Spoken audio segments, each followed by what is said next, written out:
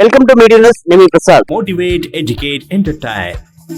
ఈ రోజు కల్లకుర్తి పట్టణంలో డిఓ ఆఫీస్ ముందు బీఆర్ఎస్వి అధ్యక్షున టిఎస్సి అభ్యర్థులు ధర్నా చేశారు. ఈ ధర్నా ముఖ్య ఉద్దేశం ఏమిటంటే ఈ రోజు డిఎస్సికి ఎగ్జామ్ నోటిఫికేషన్ ఏదైతే నోటిఫికేషన్ పెట్టారో అది ఇంకా ఆ డేట్ ని క్యాన్సిల్ చేసి 2 నెలల వ్యవధి టైం ఇవ్వాలని డిఎస్సి విద్యార్థులు కోరారు. అట్లాగే ఏదైతే రాష్ట్ర ప్రభుత్వము విద్యార్థులకు ప్రకటించిన నిరుద్యోగ వృత్తి కావచ్చు, గురుకుల నోటిఫికేషన్ కాకపోవచ్చు, పలు సమస్యల మీద డిఓ దృష్టికి తీసుకెళ్లడం జరిగింది. అట్లాగే ఇప్పుడు 11,000కు ఉన్న డిఎస్సి అభ్యర్థులని 25,000కు పెంచాలంటూ ప్రధానంగా వాళ్ళు ఈ డిమాండ్ డిఓ దగ్గరికి తీసుకెళ్లారు.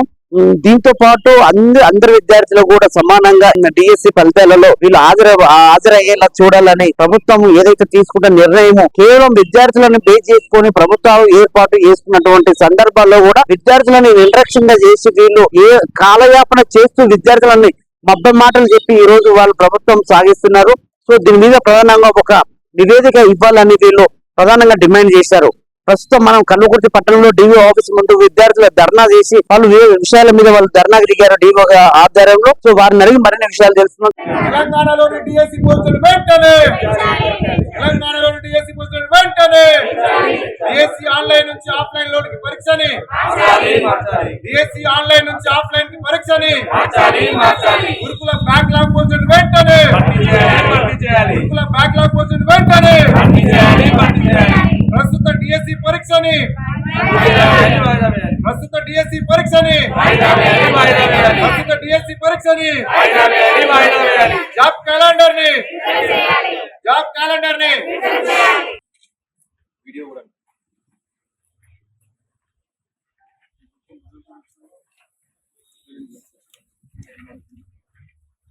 జై తెలంగాణ. జై తెలంగాణ. ఈరోజు కల్లకుర్తి మరి నియోజకవర్గ హెడ్ క్వార్టర్ లో మరి బీఆర్ఎస్వి ఆధ్వర్యంలో అదేవిధంగా నిరుద్యోగులందరూ కలిసి మరి అలా ఆర్డీఓ గారిని కలిసి ఏదైతే వినతి పత్రం ఇవ్వాలని వచ్చిరో వీరి ప్రధానమైన డిమాండ్లు ఏంటంటే డిఎస్సి ఇప్పుడే నిర్వహించడం సరికాదు, సెప్టెంబర్ లో పెడితే మరి ఇప్పుడు మొన్ననే క్వాలిఫై అయిన అభ్యర్థులకు ఇట్లా వెలుసుబాటు ఉంటుందని కోవడం జరిగింది. అదేవిధంగా నిరుద్యోగులకు మరి వృత్తి ప్రకటిస్తామని చెప్పి ఇప్పటి వరకు ఇట్లా ఊసెత్తని కాంగ్రెస్ పార్టీని మరి వారి విధానాన్ని నిరసిస్తూ అదేవిధంగా వెంటనే అవి ఇట్లా మరి నిరుద్యోగులకు వచ్చే విధంగా చేయాలని, అదేవిధంగా బ్యాక్లాగ్ పోస్టులను కూడా భర్తీ చేయాలని మరి వీళ్ళు దరిదాపు ఒక 5-6 డిమాండ్లతోని మరి ముందుకు వచ్చిరు ఈ యొక్క విద్యార్థులు. మరి నిరుద్యోగుల ఆకాంక్షలు మరి మేము నెరవేర్చామని చెప్పేసి అధికారంలోకి వచ్చి ఇప్పటికి కూడా మరి దాని మీద ఒక మాట మాట్లాడకుండా ప్రభుత్వం తాత్సారం చేస్తుంది. ఇది పద్ధతైన పని కాదు. కాబట్టి నిరుద్యోగులు చేసే ఈ యొక్క పోరాటానికి బీఆర్ఎస్ పార్టీ తరఫున ఎప్పుడు ఏ కార్యక్రమానికి పిలిపించినా మా సంపూర్ణ సహకారం అందిస్తాం. ఈ యొక్క తెలంగాణలో ఉన్న నిరుద్యోగుల పక్షాన బీఆర్ఎస్ పార్టీగా మేమంతా మద్దతుగా ఉంటూ వారి ఆకాంక్ష నెరవేరే వరకు పోరాటం చేస్తామని తెలియజేస్తున్నాం. జై తెలంగాణ. జై తెలంగాణ. ఈ రోజు కల్వకుర్తి నియోజకవర్గం కల్వకుర్తి ఆర్డీఓ కార్యాలయం నందు నిరుద్యోగులందరం కూడా బీఆర్ఎస్వి మద్దతుతోని ఈ నిరుద్యోగులకు బీఆర్ఎస్వి ఆధ్వర్యంలో ఆర్డీఓ కార్యాలయానికి విచ్చేసి ఇక్కడ ఉన్నటువంటి ఆర్డీఓ గారికి నిరుద్యోగుల సమస్యల పైన వినతి పత్రం ఇవ్వడం జరిగింది.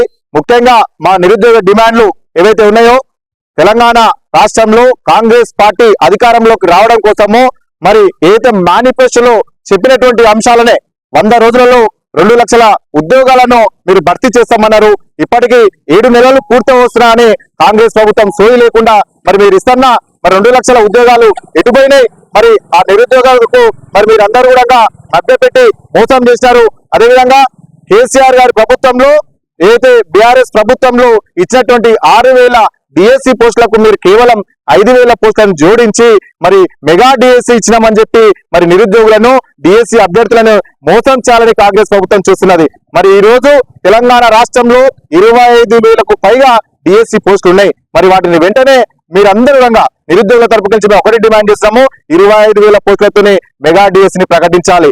మొన్న ఏదైతే తెలంగాణ రాష్ట్ర ప్రభుత్వంలో కేసీఆర్ గారు మరి గురుకుల పోస్టులను భర్తీ చేయడం జరిగింది. అందులో మరి ఈ రోజు కేసీఆర్ గారు భర్తీ చేసినటువంటి ఉద్యోగులని మరి కాంగ్రెస్ ప్రభుత్వం భర్తీ చేసిందని చెప్పుకొని మరి అందులో కూడా 2,000 ఉద్యోగాలు గురుకుల పోస్టులు బ్యాక్లాగ్ పోస్టులు ఉన్నాయి.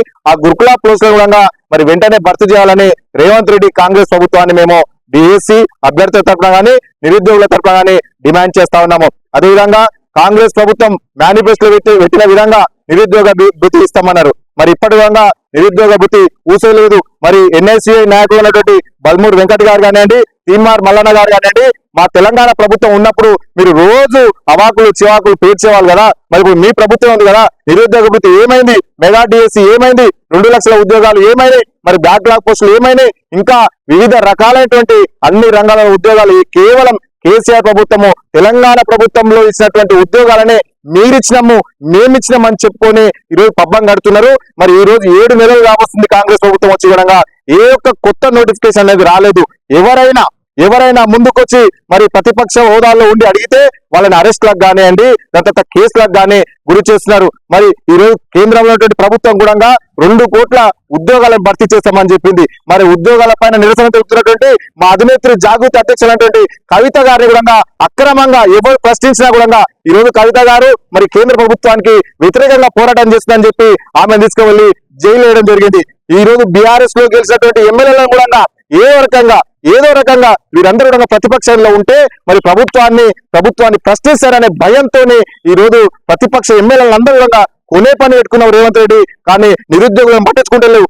ఆ రోజు నువ్వు ప్రభుత్వాన్ని ఏర్పాటు చేయడం కోసం ఈ రోజు ప్రభుత్వం కాంగ్రెస్ ప్రభుత్వం అనే తెలంగాణలో రావడానికి ముఖ్య భూమిక పోషించినటువంటి నిరుద్యోగులను ఈ రోజు విస్మరించినావు, మర్చిపోయినావు. నువ్వు ఏదైతే 2 లక్షల ఉద్యోగాలు ఇస్తానే మాట ఇచ్చినావో వాటిని 100 రోజులలో పూర్తి చేస్తానని చెప్పినావో మరి 7 నెలలు కావాల్సింది. వాటికి వెంటనే 2 లక్షల ఉద్యోగాలు ఇవ్వాలి, నిరుద్యోగ భృతి ఇవ్వాలి.